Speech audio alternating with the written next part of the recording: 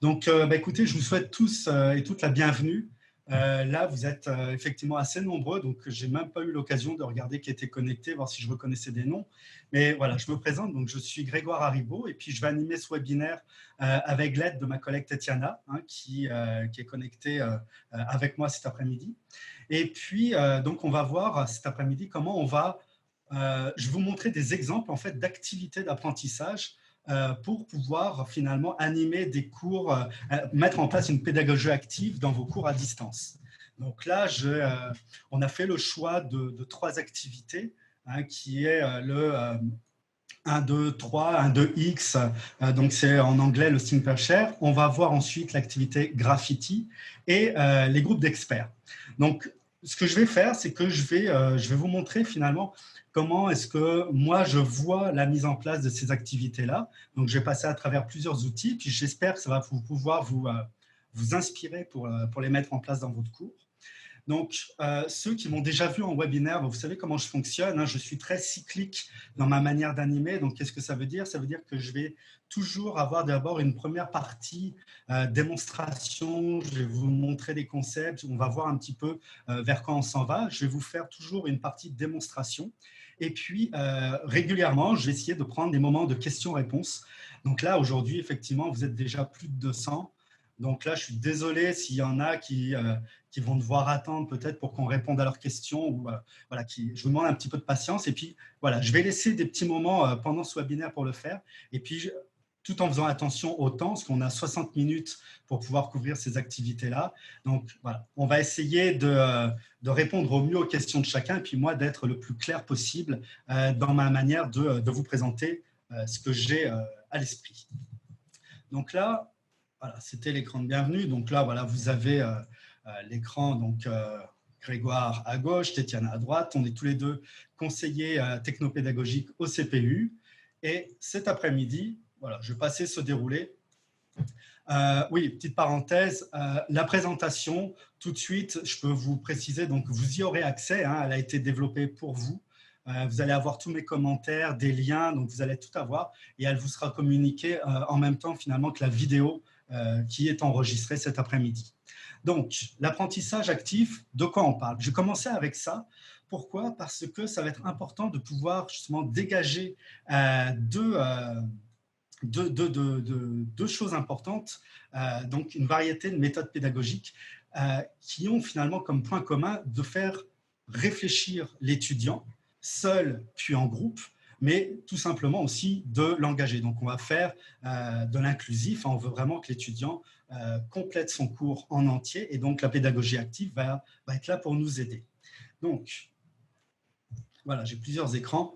Ce qu'on va faire, c'est que je vais faire une petite parenthèse dans ma présentation. Et puis, on va commencer avec la première activité qui est le 1, 2, 4, donc le Think Per Share. Pour faire ça, vous avez, je peux vous montrer l'écran, puis on reviendra dessus tout à l'heure. Voilà, juste pour vous montrer la structure.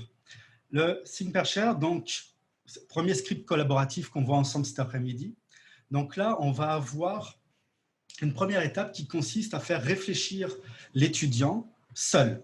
Donc, on lui donne une question. Et puis là, moi, ce que je m'étais dit au départ, avant qu'on sache que vous alliez être aussi nombreux connectés, ce que je m'étais dit, c'est que j'allais vous le faire finalement à distance. Puis là, les choses font que je vais plus être en mode démonstration, mais je vais vraiment vous montrer comment j'aurais animé ça. Donc là, ce que je vais faire dans un premier temps, c'est que je vais vous montrer dans Zoom, on lance une question. Et puis moi, ce que je voulais vous poser comme question, c'était d'identifier le défi le plus important que vous pensez avoir à relever pour mettre en place une pédagogie active dans votre cours. Donc là, ce que j'aurais été amené à faire, c'était dans Zoom ou ailleurs, mais là en Zoom, ça aurait été un environnement parfait, c'est que je vous aurais posé la question, puis je vous aurais demandé tout d'abord de réfléchir tout seul. Une fois que vous y avez réfléchi tout seul, donc je peux vous laisser 1 minute, 5 minutes, ça dépend de la complexité de la question, mais aussi de la complexité du résultat que j'attendrai de vous, de mes étudiants.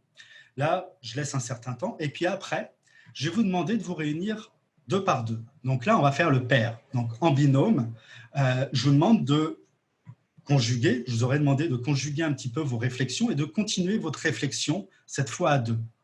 Et puis ensuite, on aurait pu, dans Zoom, faire des groupes pour vous permettre de réfléchir à 10, 20. Alors, il ne faut pas avoir des groupes trop importants, mais je vous aurais demandé donc de réfléchir à plusieurs sur cette question-là.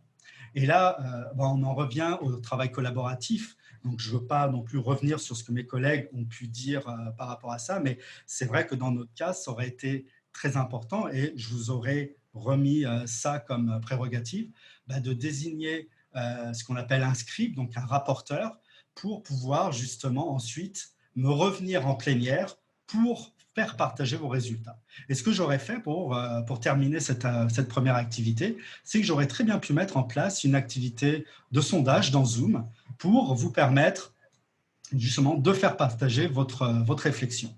Donc là, je vais y aller très rapidement, ça va être en mode démonstration. Je vais vous partager un espace Zoom et puis je vais vous montrer comment on aurait pu monter ça dans la plateforme. Donc là, je vais arrêter mon partage et puis je vais aller sur un autre écran. Voilà, je vais aller ici et puis là, voilà, je vous partage un environnement Zoom et puis on va voir ces deux points-là. Un, comment je vais pouvoir créer des groupes et puis comment est-ce qu'on gère un petit peu tout ça, juste dans notre contexte de ThinkPareShare. Et ensuite, pareil pour le sondage. Donc là, pour les groupes, voilà, je vais mettre ma souris là et voilà, bon, j'ai une icône qui me gêne, mais est-ce que je peux la déplacer? Oui, c'est parfait. Donc là, voilà, pour diviser en groupes, vous avez vu, le bouton est ici.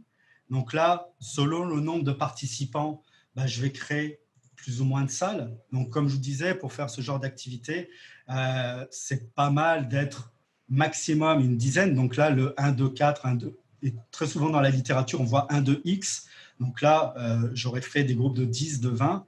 Donc là, voilà, si je suis sur la création de 4 groupes, ça veut dire que je suis au maximum sur une cohorte de 100 étudiants que je vais gérer. Et puis là, j'ai la possibilité ou de faire l'affectation automatique pour mes groupes, ou alors je la fais manuellement, mais là, bien entendu, ça me demanderait d'avoir un auxiliaire d'enseignement pour m'aider à faire l'affectation, parce que là, quand on fait une activité comme ça, un script collaboratif, on ne peut pas non plus passer trop de temps sur la logistique. Donc là, j'aurais pu laisser automatique. Et puis en bas, vous avez le nombre d'étudiants qui va être affecté dans chacune des salles.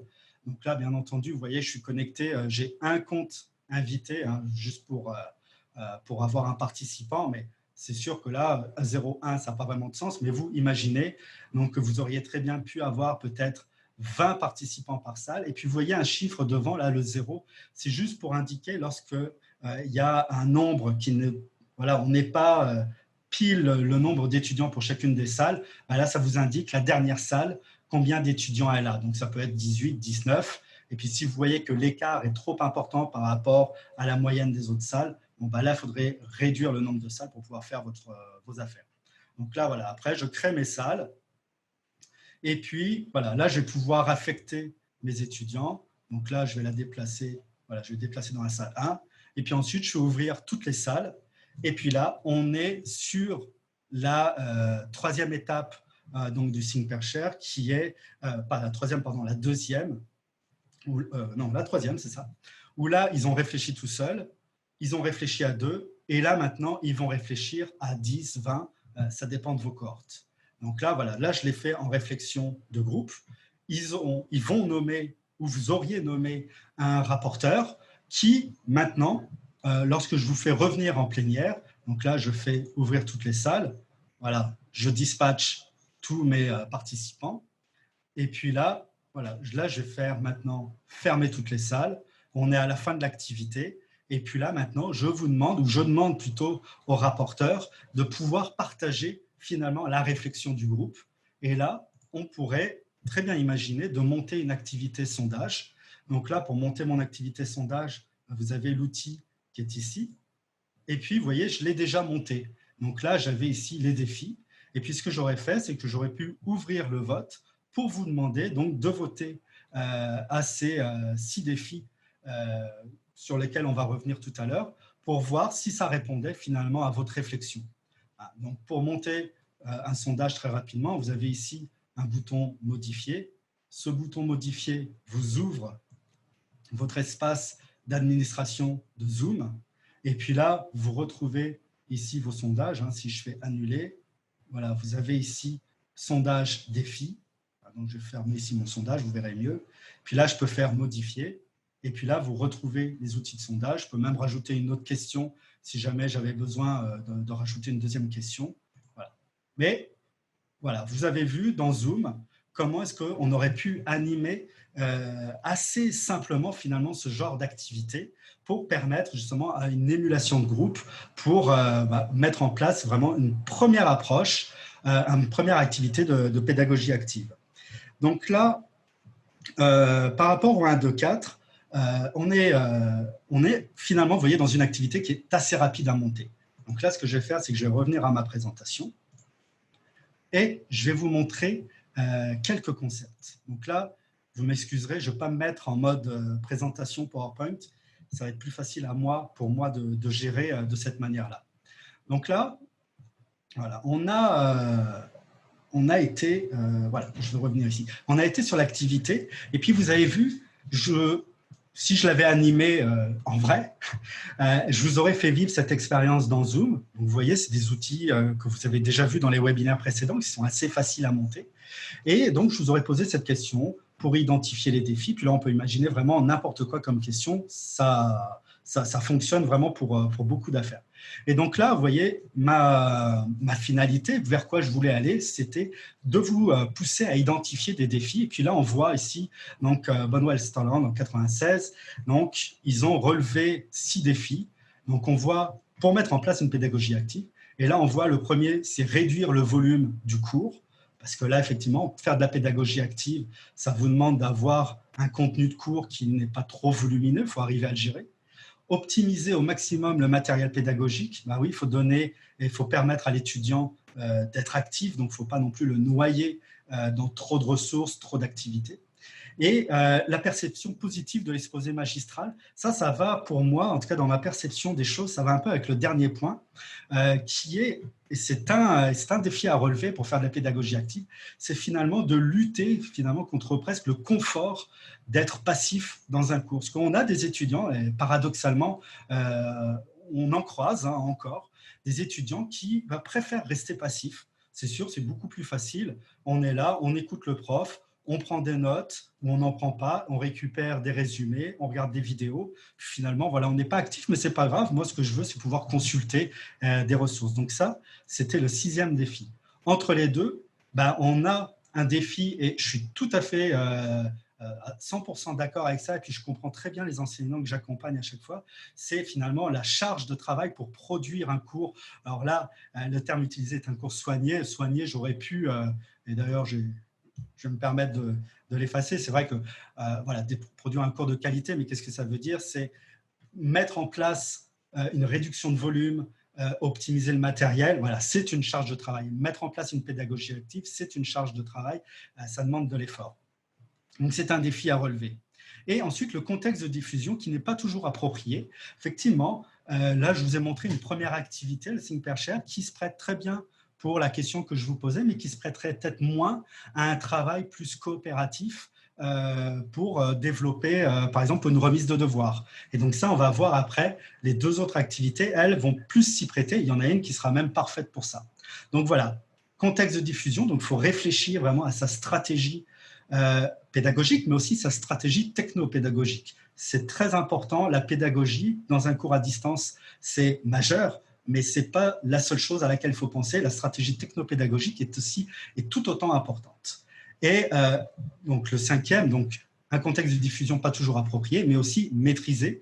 Et là, voilà, je suis bien conscient, et tous mes collègues, on est parfaitement conscients que ça demande un apprentissage de développer un cours à distance. Déjà, de point de vue pédagogique, il y a des subtilités auxquelles il faut apprivoiser. Mais ça, voilà, on est conscient que vous êtes tous déjà très bons par rapport à ça. En tout cas, la capacité à vous adapter est là.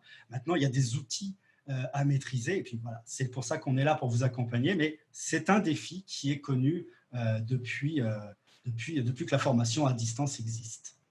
Donc là, je vais sauter quelques écrans. On reviendra dessus peut-être en fin de webinaire.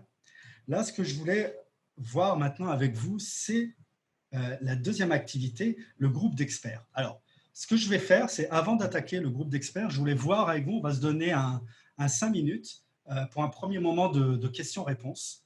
Donc là, je ne sais pas, Tatiana, si tu veux allumer ton micro ou voir avec les mains levées.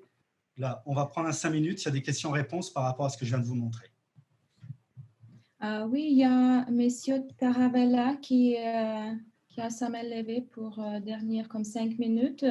Oui. Alors, attendez, je vais vous... Est-ce qu'on peut lui activer son micro, s'il vous plaît?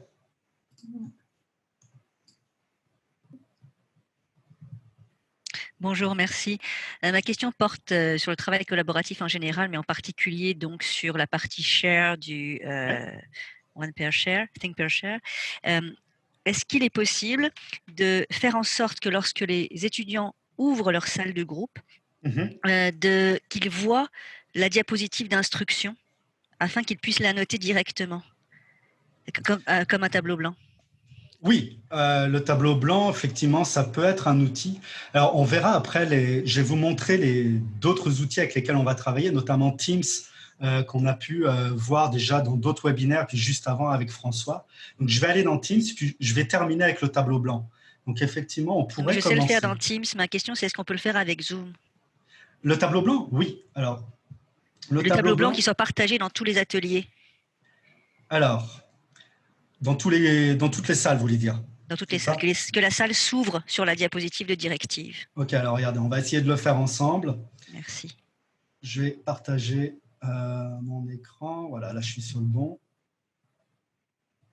Voilà, donc là, je vais revenir à mon Zoom. Et donc, pour partager un tableau blanc, voilà, vous faites partager, vous avez l'outil de tableau blanc qui est là. Donc, la différence, j'allais terminer le webinaire avec, mais je veux quand même vous souligner l'importance dès maintenant, c'est que Zoom ne permet pas de faire de continuité pédagogique, dans le sens qu'on ne peut pas récupérer un ancien tableau blanc. Donc, on est obligé d'en créer un nouveau. Okay. Donc, ça, c'est peut-être un début de réponse à votre question. C'est que si vous avez préparé un tableau blanc avant, il faut mieux, du coup, peut-être aller avec Teams, parce que Zoom, lui, va me faire démarrer un nouveau. Je le note, c'est utile, mais ma question porte sur la diapositive que j'ai préparée, mais le tableau blanc serait nouveau. Oui. Là, je fais partager, puis là, mes étudiants l'auraient. Alors, ils l'auraient dans la salle principale. Si on fait des groupes, chaque groupe a son tableau blanc. Donc ça aussi, c'est un point majeur. Il ne faut pas penser qu'on va pouvoir pousser le même tableau blanc dans toutes les salles de Zoom. Écoutez, je crois qu'il y a quelque chose que je ne comprends pas ou que j'exprime mal. Ce que je veux, c'est que chaque salle voit la diapositive PowerPoint que j'ai préparée. Ensuite, ils peuvent ajouter un tableau blanc en layer, en couche supplémentaire. Ok, bah à ce moment-là, vous voyez dans mes outils de partage, là, je n'ai pas PowerPoint ouvert, mais là, il suffirait de choisir ici, donc là, c'est Teams que je partage, mais il suffirait de partager votre PowerPoint. Et là, vous pourriez commencer votre travail de groupe avec ça. Donc, ce que vous me dites, c'est que dès que j'ouvre les salles, elles s'ouvrent sur la diapositive que j'ai en salle principale. Voilà, que vous partagez dès le départ. Super, merci beaucoup. Et après, dans chaque groupe, ils se créent un tableau blanc et ils peuvent faire leur travail collaboratif. C'est parfait, merci. C'est bon. Oui, on a le temps encore, on peut y aller. Super. Il y a aussi Tina qui a sa main levée. Il y avait une question par rapport aux salles. Est-ce que c'est ça? La question était, est-ce que c'est possible de créer les salles en avance? Ben, oui, c'est possible. Oui. Mais c'est une autre procédure. Voilà, c'est une autre procédure. Là, je voudrais peut-être répondre aux autres questions, parce que ça, je pense que Mohamed, André et Sébastien l'ont peut-être couvert. Mais aussi, notre équipe TI peut vous aider avec cette création. Ils ont un très, très bon document explicatif comment faire. Et Tina, alors je vais vous demander de poser votre question, s'il vous plaît. Oui, bonjour, mon nom c'est Tina, je suis super utilisatrice du département de communication. Je suis aussi représentante de notre association étudiante des cycles supérieurs. Et du coup, durant toutes ces procédures qu'on a fait avec le CPU, il y a une grande question qui se pose et qu'on a pu poser au département, mais c'est est-ce que vous êtes en conversation avec le corps étudiant pour savoir quelles sont leurs circonstances en général, quelles sont leurs préférences pour l'apprentissage, parce que l'apprentissage actif, c'est super, mais ça reste que, je sais qu'en tout cas chez nous, il y a une très grande majorité des étudiants qui a du mal, que ce soit d'être là à l'heure ou même d'être là du tout, en définitive, donc voilà. Bah, regarde, moi, de toute façon, ce qu'on fait, hein, c'est on accompagne, nous, c'est vrai, les enseignants. Mais ce qu'on fait, c'est qu'on communique beaucoup avec les enseignants et les doyens, les différents responsables académiques, justement pour qu'ils puissent nous faire remonter ce que vous leur dites à eux. Donc, en fait, c'est ça, c'est qu'il faut pouvoir communiquer à vos enseignants et à vos responsables, peut-être pas forcément le doyen, avec votre rôle, peut-être que vous avez un canal de communication avec lui, mais lui ou elle.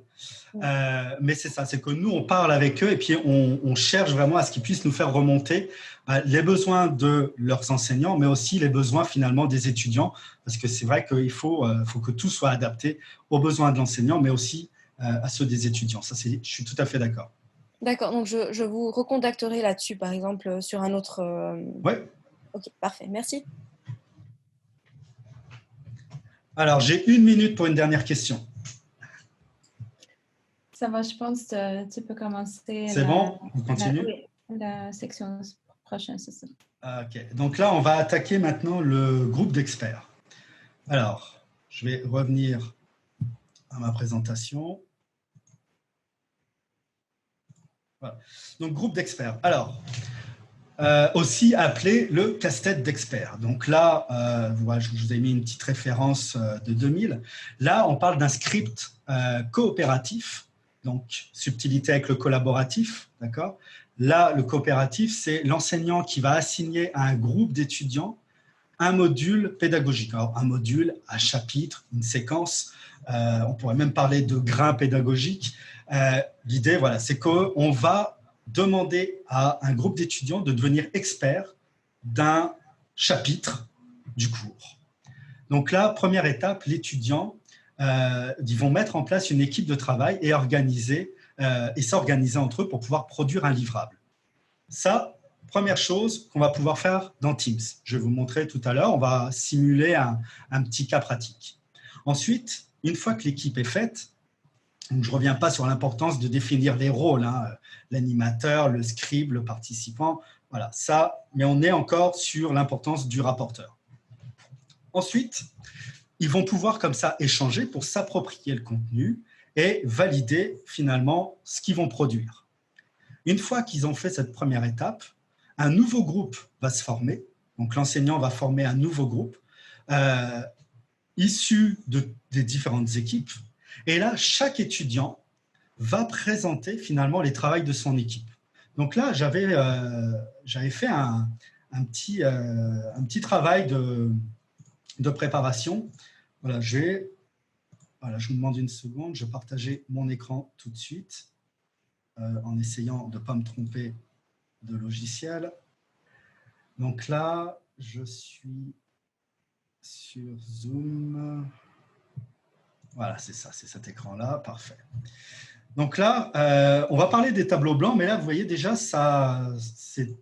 moi, je me sers beaucoup des tableaux blancs de Teams pour récupérer justement mes traces d'apprentissage. Et là, en l'occurrence, c'est une trace de préparation pour ce webinaire, où là, j'ai voulu documenter un petit peu le flux d'une activité groupe d'experts. Donc là, voilà, j'espère que ce n'est pas trop petit. Je vérifie sur mon deuxième écran. Ce n'est pas énorme, mais ça devrait quand même vous permettre. Et donc, première étape, voilà. On pourrait très bien imaginer dans Studium de créer des groupes. Et là, vous avez 2 possibilités. Ça dépend de votre approche par rapport à la gestion de votre cohorte. Mais on pourrait très bien imaginer dans Studium une activité choix de groupe dans lequel l'enseignant va assigner les étudiants lui-même dans les groupes. On pourrait aussi imaginer un autre cas où c'est les étudiants eux-mêmes qui vont s'inscrire dans un groupe pour pouvoir former, en tout cas, la première équipe. De là, l'enseignant va assigner le chapitre à chacune des équipes, à chacun des groupes qui s'est constitué. Les étudiants, donc là, on est à la deuxième étape, deviennent experts de leur chapitre. Et ensuite, on est à la 3e étape où là, mes étudiants forment une 2e équipe avec les autres que l'enseignant a dispatchés. Donc là, on va pouvoir avoir un nouveau groupe d'experts, chacun partage. 4e étape, chaque expert présente sa partie et rend expert les autres, et puis tous les membres partagent comme ça leur expertise. Et ensuite, on termine, chaque groupe présente les différents modules des experts. Donc là, ça veut dire que chaque équipe va présenter finalement les différents chapitres parce qu'ils auront pu échanger ensemble. Maintenant, si je reviens à ma présentation, ce que je vous avais préparé, une petite suggestion d'ingénierie pédagogique. Là, vous voyez, on est dans Teams. Donc là, on va gérer le travail d'équipe. Dans Studium, ben là, je vais faire mon activité choix de groupe. Et on pourrait très bien imaginer de terminer ou pas. Ce n'est pas du tout une obligation. C'est juste que dans un scénario où je voudrais pouvoir justement évaluer, même à titre formatif, le travail des experts, j'aurais pu très bien imaginer une remise de devoirs dans Studium ou alors aller dans Zoom et là permettre à chaque équipe, et là on est à la dernière étape du script, où là chaque équipe va présenter l'expertise pour finalement animer le cours. Donc là, comment est-ce qu'on aurait pu faire ça? Je vais vous montrer très rapidement mon Teams. Alors, pas mon Teams, que ça, je pense que vous avez déjà eu. Bah tiens, on pourrait le faire autrement. Par rapport à ce flux-là, est-ce qu'il y a des questions? Qu'est-ce que vous aimeriez finalement que je vous montre? On va y aller comme ça. Je vous laisse l'écran avec ma suggestion d'ingénierie, mais voilà, si je vous demande de monter ça, je vous parle de Teams, monter une équipe dans Teams, on va travailler avec les canaux, on va travailler avec les fichiers pour pouvoir partager, revenir avec ce que François, on montrait tout à l'heure, faire du travail collaboratif avec OneDrive, donc avec fichiers dans Teams, les groupes dans Studium, Zoom. Voilà. Est-ce que ça suscite des questions? Grégoire, oui. Il y a des questions par rapport aux différences. Pourquoi le faire en Teams si on peut le faire en Zoom? Une autre question était comment vous réussissez à écrire si finement avec la souris? Oui, c'est une très bonne question. Alors, je triche. Je ne suis pas avec une souris, je suis avec ma vieille tablette d'étudiant. J'ai gardé une vieille tablette Wacom qui a presque 20 ans et qui marche très bien. OK. Et la première question, pourquoi favoriser Teams pour ce type d'activité? Ouais. Alors, je vais peut-être vous partager mon Teams en même temps que je réponds à la question, parce qu'effectivement, elle mérite d'être vraiment appuyée, celle-là. Est-ce que j'ai un Teams? Non, j'avais fermé mon Teams pour ne pas te déranger, mais finalement, je vais le rouvrir pour vous montrer. Voilà. Donc là, vous voyez mon Teams. Ce que je vais faire, alors il faut que je déplace ma fenêtre là. Voilà. Équipe. Donc là, vous allez voir, j'ai beaucoup d'équipes, mais je vais aller dans l'équipe formation. Alors, pourquoi Teams pour celui-là plutôt que Zoom? En fait, moi, ce qui me motive à aller dans Teams, c'est tout simplement le fait de construire le fichier. Alors oui, on pourrait aller dans Zoom, on pourrait faire des groupes dans Zoom. Et puis, les étudiants pourraient développer un fichier. Mais à ce moment-là, le fichier, il est où ce fichier? Il peut être effectivement dans SharePoint, OneDrive, si on est sur une solution institutionnelle. Il pourrait être sur Google Drive. On pourrait même utiliser une solution dont on vous a parlé, qui est Framapad. Il y a pléthore de solutions. Je veux dire, ce n'est pas le problème de trouver un outil pour mener cette activité. Moi, pourquoi je vais dans Teams? Parce que dans Teams, je vais pouvoir structurer mes équipes avec des canaux.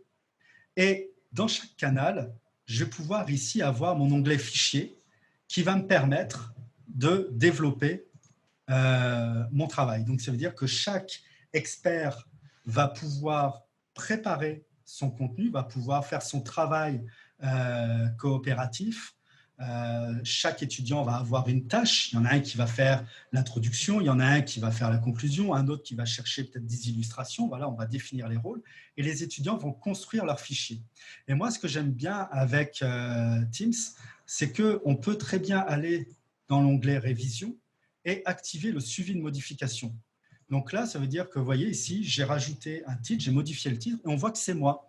Donc, si je travaille avec des collègues, ben, je vais voir ici, j'ai un autre collègue, alors je n'avais pas forcément activé, mais là, on voit, il y a des commentaires. Voilà, là, j'ai activé. Donc là, j'ai moi, Luc, que j'ai eu en formation, qui avait rajouté un commentaire. Donc, je peux faire comme ça mon travail coopératif et puis gérer qui fait quoi. Donc, c'est pour ça que je vais plus dans Teams, c'est par rapport à la gestion d'un fichier et un fichier qui va être facilement retraçable. Et voilà, on ne cherche pas où il est dans le canal, il est dans les canaux de l'équipe ou il est dans l'équipe. Ça dépend comment l'enseignant structure. Mais Zoom, pour moi, me paraît plus instable, en tout cas moins structurant par rapport à la construction de ce fichier.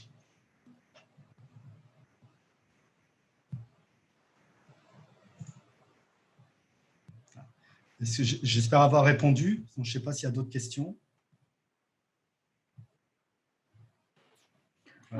Et aussi, alors, la comparaison entre Teams, Studium et Zoom, en fait, mais pour le même type d'activité. C'est ça.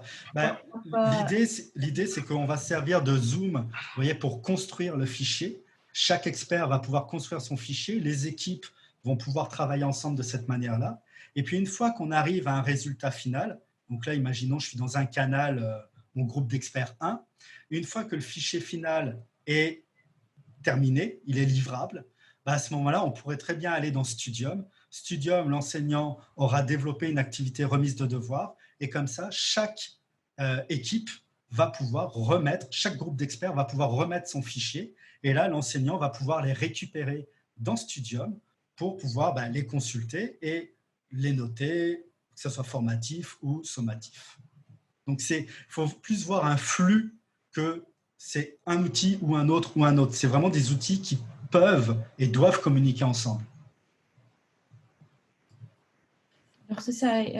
Pour Zoom encore, tout ce qui est Zoom, ça sera synchrone et ça peut durer comme 1 heure, 2 heures maximum, oui. Mais si vous créez les canaux sur Teams, vous pouvez donner le devoir pour 1 semaine, 2 semaines. Exactement. Et les étudiants vont travailler quand ils vont trouver le temps pour le faire, quand tout le monde sera disponible. Effectivement, c'est un très bon point, Tatiana. Tu as parfaitement raison. C'est le gros plus de Teams, c'est que ça va vous permettre de l'asynchrone et surtout, voilà, ce qu'elle vient de dire, ce que Tatiana vient de dire, c'est ça permet aux étudiants de travailler plus dans le temps. Le Zoom, il ne faut pas oublier que le Zoom, c'est un cours, c'est une séance. Donc, on va demander aux étudiants d'être connectés 1 heure, 2 heures, grand maximum 3 heures, lorsqu'on a vraiment des activités qu'on leur fait faire. Mais au bout des 3 heures, c'est fini. Donc là, même dans un lot de 3 heures, là, le fait d'être dans Teams va permettre aux étudiants d'être structurés, etc. Mais si c'est une activité groupe d'experts qui demande des recherches, de l'investissement, 3 heures, des fois, c'est court. Grégoire, il y a 3 personnes qui je regarde des questions en ligne. Est-ce qu'on a du temps? Alors, je regarde Studium remise de devoir. Oui, on peut en faire encore une, oui. Alors, François Goulet, c'était le premier à lever la main. Oui. François, c'est à vous la parole. Oui, vous avez un peu répondu il y a un instant. L'exemple de groupe d'experts que vous venez de donner, il se déroulait sur combien de temps? Vous l'aviez prévu pour se dérouler sur combien de temps? Écoutez, ça dépend vraiment du rendu qu'on veut, du livrable.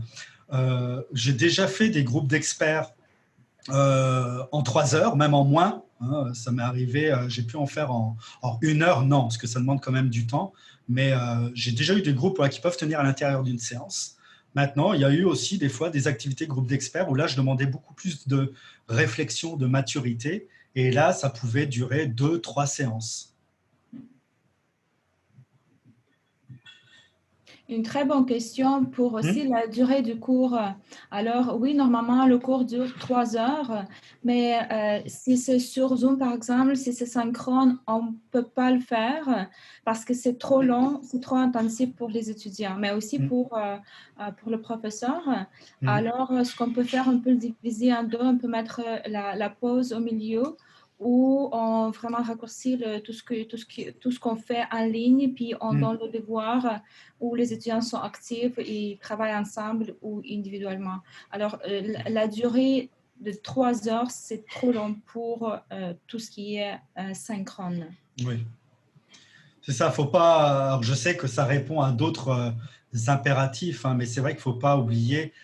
C'est pas le tout de diffuser son contenu. Il faut aussi en tirer la meilleure partie de ses étudiants. Hein. Comme tout à l'heure, on a eu une représentante qui était là. Je pense qu'elle sera d'accord avec ce que je m'apprête à dire. Mais c'est pas parce qu'un cours dure 3 heures que on va avoir 3 heures de performance maximale du côté de l'étudiant et même de l'enseignant, hein, mais de l'étudiant. Je veux dire, faut pas oublier l'effort cognitif, l'effort d'attention. Alors, bien sûr, des fois, un cours, ça dure 3 heures, c'est 3 heures. Mais voilà, il faut avoir cette réflexion aussi de se dire, OK, mon travail d'expert, est-ce que je veux qu'on y arrive en 3 heures et puis on verra la qualité? Et la contrainte des 3 heures peut être aussi un défi, un challenge qu'on demande aux étudiants de relever. Ça peut être une contrainte pédagogique. Mais voilà, si on veut tirer le maximum des étudiants, à ce moment-là, voilà, faut peut-être mieux de se dire, on va étaler cette activité-là sur 2-3 séances. À chacune des séances, l'enseignant va être là, il va accompagner, il va coacher. Et puis, ça me fait penser d'ailleurs à une réponse que j'ai donnée tout à l'heure à un enseignant dans le webinaire avec François. Teams, Zoom, faut plus voir ça comme des outils, en tout cas Teams, comme un outil d'accompagnement. Les travaux d'équipe, oui, un enseignant n'a pas de droit de regard. C'est vrai que je comprends la remarque, mais Teams va permettre à l'enseignant pas d'avoir un droit de regard, mais d'accompagner son étudiant. Et ça, les étudiants sont aussi très demandeurs à ce que l'enseignant puisse les accompagner dans leur cheminement. Donc Teams va être là aussi pour aider à faire ça. Voilà. Est-ce que je peux continuer, Tatiana, ou Il y a encore une question, mais je pense, si vous pouvez le mettre, s'il vous plaît, dans le Q&A. Ouais, je vais essayer d'avancer, puis au pire, on reviendra dessus après. Il ne reste pas beaucoup de temps, désolé. Ouais. Donc là, je suis en train de vous partager mon Teams. On va arrêter. Je vais revenir à la présentation. Voilà. Donc là, la dernière activité, en fait, elle pourrait se découper en deux. C'est l'activité graffiti. Alors, pourquoi je découpe en deux? C'est qu'on a le graffiti circulaire et le graffiti multiple. Vous allez voir, il y a une petite différence. Donc là, on parle toujours d'un script coopératif dans lequel chaque étudiant est affecté à une tâche. Donc, première étape, dès que l'étudiant a terminé sa tâche, donc ça peut être une recherche, l'écriture d'un chapitre, voilà, ça, on trouve le sujet et on donne la tâche à l'étudiant. Il va remettre son travail à un membre de son équipe. Et donc là, ce membre de l'équipe va reprendre le travail, il va s'en imprégner, et puis il va finalement la compléter, il va la faire avancer pour la pousser un petit peu plus loin. Et comme ça, chaque étudiant va reprendre le travail d'un autre pour le poursuivre. Et l'activité se termine quand je récupère mon travail de départ, celui dont j'étais l'auteur, où là, voilà, moi, Grégoire, j'ai remis mon travail à Tetiana. Tetiana avait complété mon travail, elle l'avait donné à Florent. Florent l'avait donné encore à un autre collègue, Dominique. Voilà, on est assez nombreux au CPU. Et puis, l'activité graffiti circulaire terminerait quand moi, Grégoire, je récupère mon fichier. Donc là, pareil, vous voyez dans cet écran, moi, je suggère l'utilisation de Teams pour pouvoir justement partager les fichiers. Et puis Teams, il ne faut pas oublier, il est aussi il est connecté à OneDrive, donc on est capable de faire du suivi de versionnage, mais sans aller jusque-là. Voilà, on va pouvoir, comme ça, chaque étudiant va pouvoir déposer un fichier dans son canal et partager comme ça. Maintenant, j'aurais pu, si on était sur une activité graffiti qui s'inscrit à l'intérieur d'une séance de cours, oui, j'aurais pu aussi la mettre dans Zoom, la gérer dans Zoom. Mais là, voilà, vous aurez compris que l'hébergement du fichier, là où il est, c'est ça finalement le plus important. Donc, c'est à vous de voir après, de réfléchir. Est-ce que mes étudiants travaillent avec Google Drive? Puis de toute manière, j'ai aucune vue là-dessus. Je ne peux pas vraiment les accompagner, sauf s'ils me partagent le lien. Voilà, mais ça devient un petit peu plus compliqué. Parce qu'il faut qu'ils partagent le lien, il faut que j'ai les droits. ou alors est-ce que je reste dans Teams? Et puis là, les étudiants m'appellent dans leur équipe, hein, dans le fil de conversation. Ils font un commercial avec le nom de leur enseignant pour pouvoir l'alerter pour qu'ils viennent. Voilà, ça, c'est des règles finalement pas de bonne conduite, c'est des règles d'animation, de gestion d'équipe. Donc là, voilà, le graffiti circulaire, c'est celui-là. Puis vous voyez aussi, on pourrait terminer, on pourrait imaginer avec une remise de devoir. Pas tant pour voir le côté évaluation, je ne pense pas forcément à ça, mais je pense plus à la pérennisation de la remise du fichier. Donc, on peut très bien avoir une remise de devoir non notée ou pondérée à 0, mais au moins comme ça, l'enseignant est capable de garder des traces des rendus des étudiants, parce que sinon, il faudrait qu'il aille dans l'équipe Teams et puis regarder après à l'intérieur. Au moins, avec une remise de devoir, moi, pourquoi je vais vers ça, c'est pour pouvoir justement consolider et avoir un peu des archives des différents graffitis que j'aurais pu mettre en place. La deuxième alternative, donc le graffiti multiple, lui s'oriente plus vers l'idéation collaborative. Donc là, chaque membre participe dans un espace commun. Donc là, vous voyez, je vous ai mis en bas Framapad, hein, dont on vous a déjà parlé. Il y a aussi le tableau blanc. Donc là, tout à l'heure, on était dans Zoom. Effectivement, dans Zoom, on va avoir le tableau blanc. Dans Teams aussi. La différence, je vous dis, c'est le fait de récupérer des traces d'apprentissage. Donc là, si je retourne dans Teams, voilà, je vais vous montrer, par exemple, dans Teams, comment est-ce qu'on aurait pu le faire.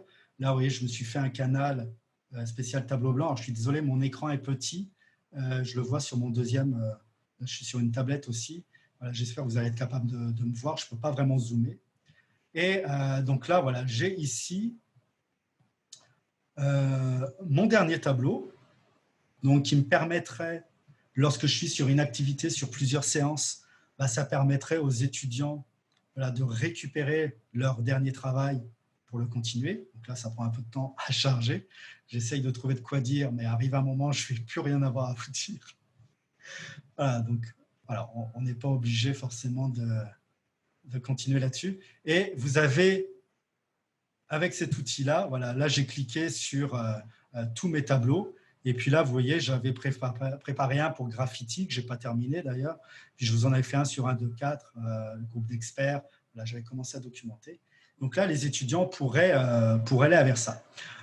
Là, ce que j'ai fait, c'est que j'ai poussé Teams un petit peu plus loin. Vous voyez, j'ai rajouté des onglets. Maintenant, dans Teams, très rapidement, lorsqu'on fait une réunion, voilà, donc là, je vais lancer une réunion tout de suite. Voilà. Je coupe mon micro pour qu'il n'y ait pas trop d'écho.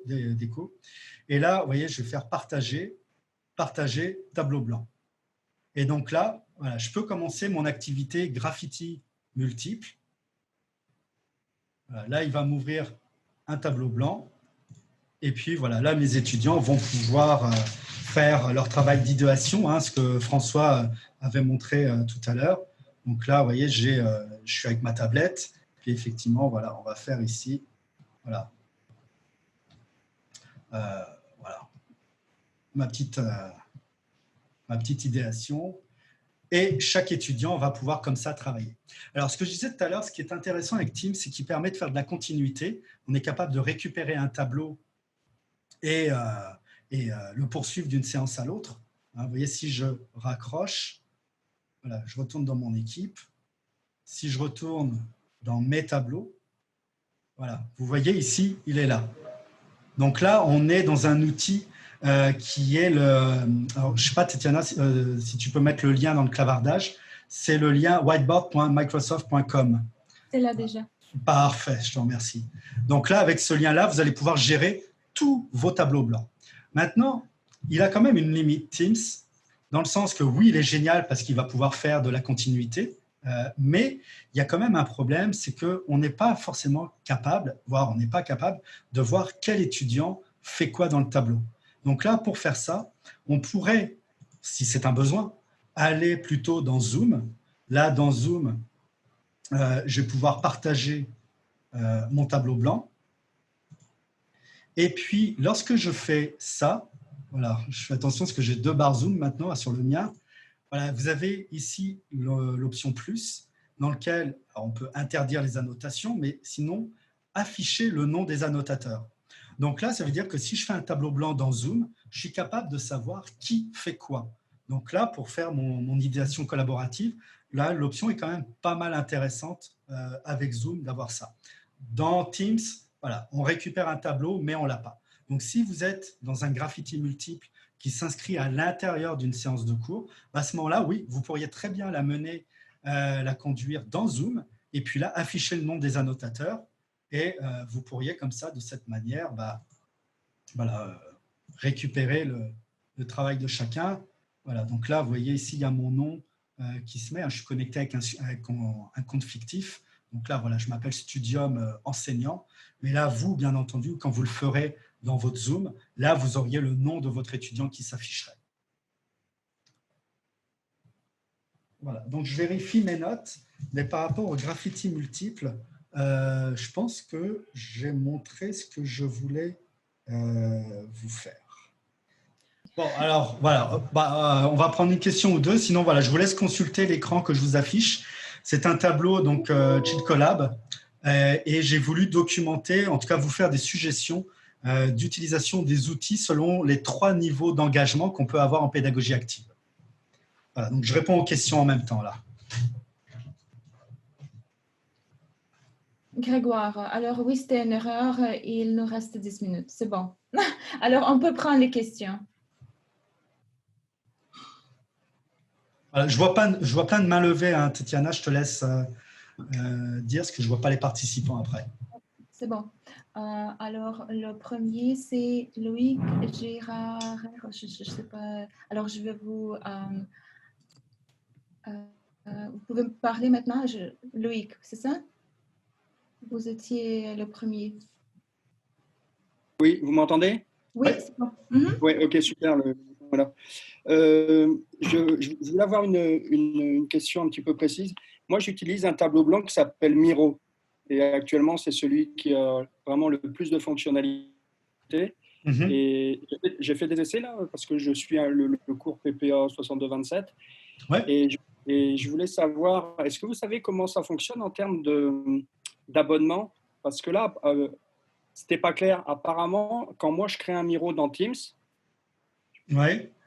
Eh bien, il ne m'a pas demandé mon compte Miro de d'habitude. Alors, je voulais savoir, est-ce que c'est envisageable ça, que le fait que l'université ait payé des licences Teams fait Je ne peux pas vous dire.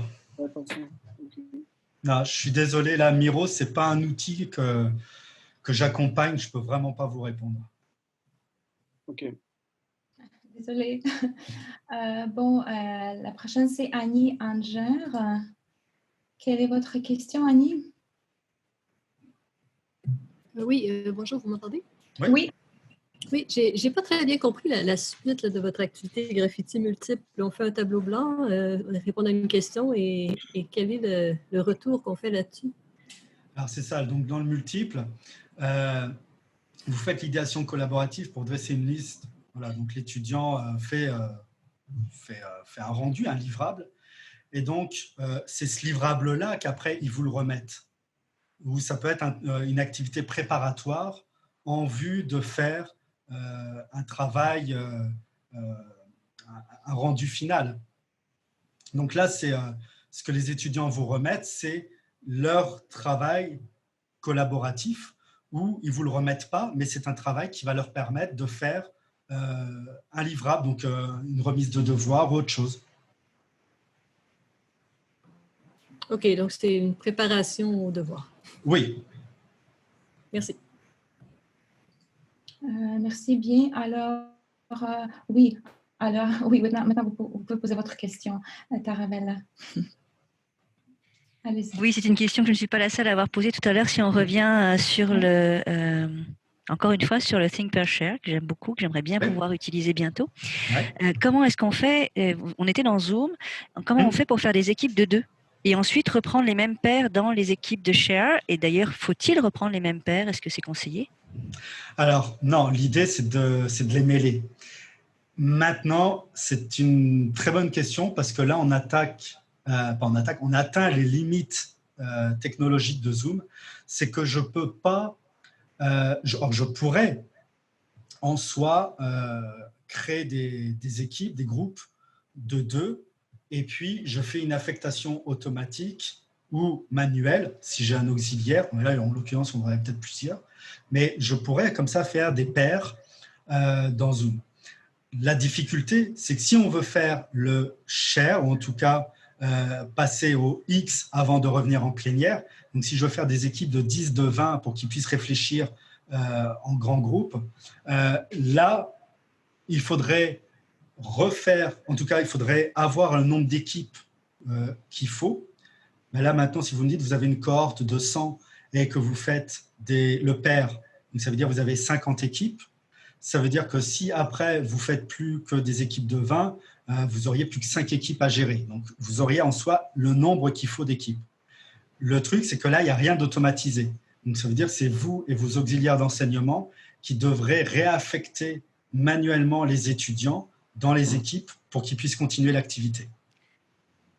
Pardon. Vous voulez dire que si je modifie le nombre d'équipes, Zoom ne va pas automatiquement remettre tout le monde en plénière en attendant que je redemande une réattribution automatique? Non, en plénière, oui. C'est-à-dire que quand vous fermez les équipes, tout le monde revient en plénière. Donc, je pourrais refaire une demande d'attribution automatique dans différentes salles en ayant modifié le nombre d'équipes? Oui, puisque là, je dois les mélanger. Oui, mais là, on aurait un problème, c'est que… ah oui, je comprends la question peut-être. C'est que le binôme doit pouvoir se retrouver dans la même équipe. C'est-à-dire à l'étape 3 là, de mon écran, le binôme doit rester quand même ensemble. C'était ma question initiale et je pensais que vous aviez dit que non, il faut les mélanger. Non, non, c'est pour ça que je réalise que je n'ai pas réalisé votre question. C'est parfait. Merci. Merci bien. Grégoire, pourrais-tu revenir, s'il vous plaît, sur le diapo numéro 7? Tu n'avais pas beaucoup de temps pour passer dessus, mais c'est super intéressant. Puis, il y a des questions sur le diapo. Alors, qui prend la parole? C'était la question dans Q&A. Juste explique, s'il te plaît, qu'est-ce que ça veut dire? Ah, le tableau. Oui, okay. Donc là, on a deux auteurs donc, qui ont travaillé un petit peu sur la question de l'engagement des étudiants. Donc pour la pédagogie active, on a 3 niveaux, actif, constructif, interactif. Et ce tableau-là, en fait, c'est un tableau que j'ai construit lorsque j'animais le webinaire sur comment rendre un étudiant actif dans Studium. Donc là, j'ai repris ce tableau-là pour vous montrer avec des activités, donc avec des scripts d'apprentissage, comment on pourrait rematcher ces niveaux. Donc là, pour l'actif, donc le premier niveau de pédagogie active, on est sur de l'activation de connaissances et l'intégration. Donc là, on est sur des activités. Donc là, c'est quelque chose que j'avais construit pour Studium au départ, hein, mais on est sur des activités de surlignement, de résumé, de paraphrase, de sélection, de répétition. Donc là, on est sur, voilà, il faut que l'étudiant agisse de manière assez simple, assez facile. Donc là, on a Studium qui est indiqué, d'accord? Donc là, je ne reviens pas sur les activités, mais voilà, on a toute une série d'activités Studium comme Turning Point que François a abordé tout à l'heure, et puis de manière plus générale, tous les outils de vote électronique. Donc on a Kahoot aussi qui est là. Ensuite, on a Zoom qui va permettre aussi à l'étudiant d'être actif, dans le sens que dans Zoom, on va, comme on vient de le voir, pouvoir gérer des groupes, demander aux étudiants de faire des activités dans les groupes, mais on va aussi avoir un outil de sondage dans Zoom qu'on peut proposer. Hein. Comme je vous ai montré tout à l'heure, pour construire un sondage, voilà, là, on a l'outil sondage.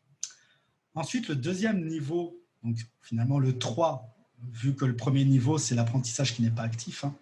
Donc là, on a le niveau constructif, où là, on est dans de l'inférence de nouvelles connaissances. Donc là, on va travailler plus des activités d'organisation, de prédiction, de justification. On pourrait aller jusqu'à de la rhétorique, hein, si on voulait, donc de l'idéation collaborative, de la réflexion. Donc là, on retrouve les outils de tableau blanc. Et donc, les outils de tableau blanc, on les a aussi bien dans Teams que dans Zoom. Et je vous ai mis ici l'icône, je ne sais pas si vous la reconnaissez, mais c'est l'icône de l'activité choix de groupe dans Studium, qui va permettre à l'enseignant de constituer des groupes lui-même ou de demander aux étudiants de le faire. Et ensuite, l'enseignant peut très bien se servir des groupes constitués dans Studium pour pouvoir animer les activités dans Zoom et dans Teams. Maintenant, Teams, il y aura bientôt Non, en fait, c'est une gestion manuelle. Voilà, je ne vais pas en dire plus, mais les groupes faits dans Studium, ça va demander une gestion manuelle après dans les outils. Donc là, il ne faut pas être tout seul à animer son cours, c'est certain. Ensuite, on a le dernier niveau qui est interactif. Donc là, c'est de la co-inférence.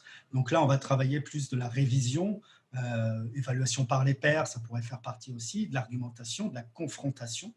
Et donc là, la confrontation, on va avoir l'activité forum dans Zoom, dans Studium, qui va être parfaite pour ça, et tous les outils de clavardage, que ce soit dans Teams ou dans Zoom.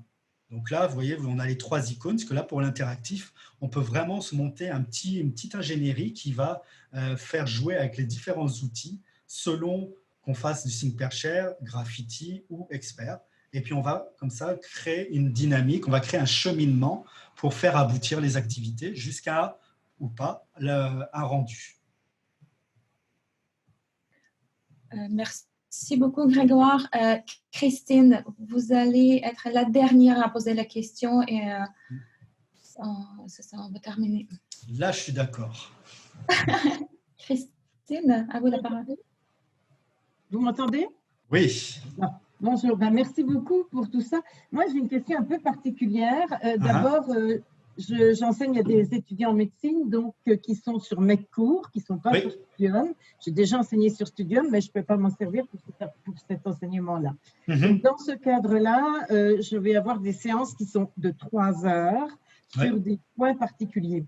Donc, je ne peux pas les faire travailler en groupe ou comme ce que vous avez expliqué, où ça requiert évidemment un cheminement de réflexion et de construction de réflexion. Donc, qu'est-ce que je pensais? Évidemment, je ne veux pas remplacer un cours de 3 heures présentiel par un cours de 3 heures Zoom. Donc, je pensais intégrer des capsules, des quiz, peut-être, mais évidemment aussi avec des parties d'exposés théoriques. Donc, je voudrais savoir si vous avez des conseils à me donner, en sachant que je ne peux pas utiliser Studium, mais que j'ai comme envie que les étudiants restent là. J'aurai probablement sur 70 étudiants, je pense que j'en aurai 20 ou 30, si tout va bien, qui seront en asynchrone. Et évidemment, ce sera disponible par la suite, ce sera enregistré et disponible pour ceux qui veulent le regarder d'une autre façon. Donc, avec toutes ces contraintes-là, vous qui êtes spécialiste, qu'est-ce que vous conseillez comme… Mais là, dans ce que vous me dites, rien ne vous empêche d'animer votre cours dans Zoom, par exemple. Oui, tout à fait, c'est ce que je pensais. Mais animer dans Zoom, donc, je pense évidemment qu'il y aura des parties théorie. Utiliser probablement les quiz, peut-être des capsules que je vais construire par avant. Mais bon, le turning point peut-être, si j'y arrive, parce que tout à l'heure, ça n'a pas fonctionné. Mais avez-vous des recommandations bon, sur le pourcentage de toutes ces activités-là, comment faire, ou en tout cas, qu'est-ce qui pourrait être le plus attractif pour les étudiants, tout en étant vraiment attirant et puis efficace, quoi. Je comprends. Écoutez, moi, comment je m'y prends quand c'est moi qui anime, c'est que c'est vrai que j'aime bien commencer avec un moment synchrone. Donc, ce moment synchrone, est-ce que je le fais avec un Zoom pour dresser les règles de l'activité, ce que j'attends de mes participants, voilà, même donner les bases. Il y a quand même une phase transmissive dans tous les cours, même les plus actifs, il y a quand même des phases transmissives. Ce qu'il y a, c'est qu'on les granularise pour les dispatcher un petit peu tout le long. C'est peut-être la différence. Mais c'est ça, moi je commencerai avec un moment synchrone. Alors que je fasse ce moment synchrone dans Zoom ou dans Teams, la question pourrait se poser parce qu'effectivement, on pourrait. Maintenant, ce qu'il y a, c'est que les règles qu'on s'applique à l'Université de Montréal, c'est tout ce qui est animation de cours passe par Zoom parce qu'on peut les enregistrer et les étudiants vont pouvoir les re-regarder après dans Studium pour ceux qui auraient eu un problème technique ou qui n'auraient pas pu aller. Donc, en fait, en soi, mon moment synchrone ne peut pas commencer dans Teams dans le sens que ce n'est pas dans nos pratiques et l'ingénierie UDM fait qu'il faudrait commencer avec Zoom. Donc, moi, je commencerai avec Zoom pour dresser les balises, dire qu'est-ce que j'attends, donner un petit peu de transmissif avec 2-3 écrans, des concepts, au moins pour que les étudiants sachent dans quoi ils vont devoir évoluer. Et puis après, peu importe la part de pédagogie inversée, voilà, pour sa pédagogie active, etc., qu'on veut mettre en place. Après, on peut aller dans Teams et puis là, on laisse les étudiants évoluer. S'ils veulent que je les accompagne, ils m'appellent et j'ai un environnement qui me permet de les accompagner. S'ils ne veulent pas que je les accompagne, je leur donne rendez-vous dans Studium et là, ils me remettent leur fichier et on continue. Ou on pourrait même imaginer, ils remettent dans Studium ou pas et on termine avec une dernière séance Zoom dans laquelle ils présentent et puis là, je peux interagir avec eux à nouveau. Alors, je n'ai pas Studium, donc c'est un peu plus compliqué. Studium Medcours, ça va être la même chose. Hein. Oui, d'accord. Donc, en fait, vous prendriez une partie synchrone commune plus théorique finalement, enfin évidemment le plus interactif possible. Oui. Ensuite, un travail individuel aux étudiants en petits groupes et à la fin, un retour en plénière avec des présentations. C'est ce qui vous semblerait le plus dynamique? Oui. En tout cas, après, il y a d'autres manières, mais en tout cas, ça serait un scénario qui se tiendrait. D'accord. En tout cas, on a quelques temps encore pour se préparer. Merci infiniment. C'est très éclairant. Il y a beaucoup d'outils, en tout cas. Beaucoup. Oui, beaucoup. C'est ça, peut-être notre souci. Bien se préparer. Merci beaucoup. De rien. Merci, Christine. Grégoire, il faut dire au revoir à tout le monde. C'était rapide, mais j'espère que ça vous a éclairé.